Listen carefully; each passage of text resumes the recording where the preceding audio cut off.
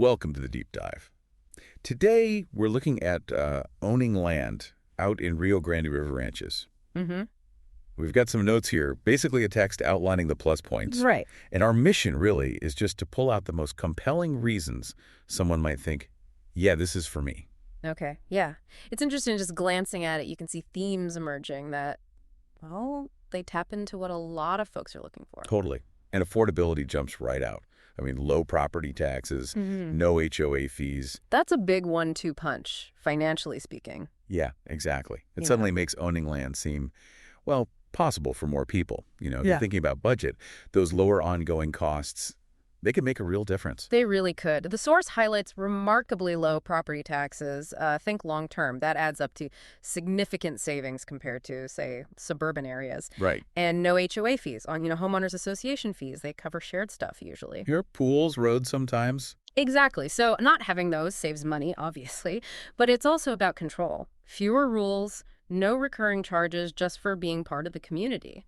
And that idea of control flows right into the next point, which is freedom. That seems huge here. Definitely a major draw. It mentions the lack of strict building codes. And your mind immediately goes to possibilities, doesn't it? Like building a small cabin, maybe? Or just parking an RV. Without a rule book the size of a phone book. Precisely. For anyone who really values independence, creating their own kind of space, that flexibility is golden. Mm-hmm. It does raise a small point, though. The source focuses on the lack of HOA rules, but newcomers might need to remember basic county regulations still apply. Things like water, septic. Mm-hmm. That's not HOA stuff. That's usually county level. Mm-hmm. Just something to be aware of. That's a really practical point. Okay, so let's shift gears. The natural beauty aspect. Ah, yes. Stunning views of mountains, rivers, open skies. It sounds incredibly peaceful. You can almost feel your shoulders drop just thinking about it. It's that pull of a serene environment, isn't it? Getting away from the noise, the rush. Yeah.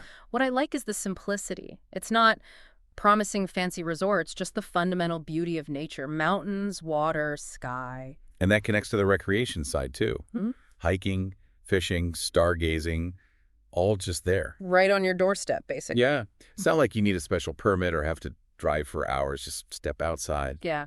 Imagine having that kind of easy access.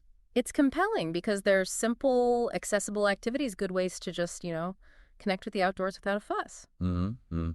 Now, something else mentioned is community, a growing community of like-minded individuals. Yeah, focusing on certain values. Right. It says sustainability and self-reliance. And hints at maybe finding your tribe, people who share those interests. With the growing interest in, let's say, more self-sufficient living or just simpler living, finding neighbors who share that mindset, that could be a really big draw. It suggests the potential for a real connection, not just living next to someone. Okay, and the final piece seems to be investment potential.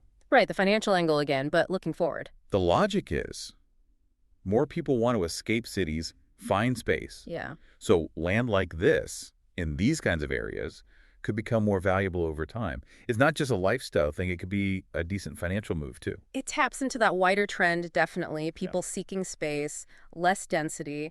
That naturally pushes up demand for rural or semi-rural land. So boiling it down, we've got affordability, low taxes, no HOA, freedom, fewer building restrictions. Mm-hmm.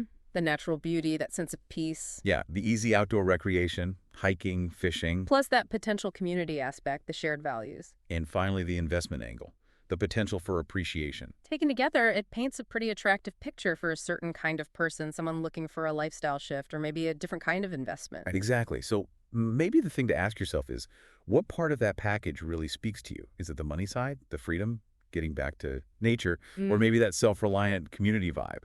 Or perhaps the long-term investment prospect. Right. Thinking about which of those aligns with your own goals.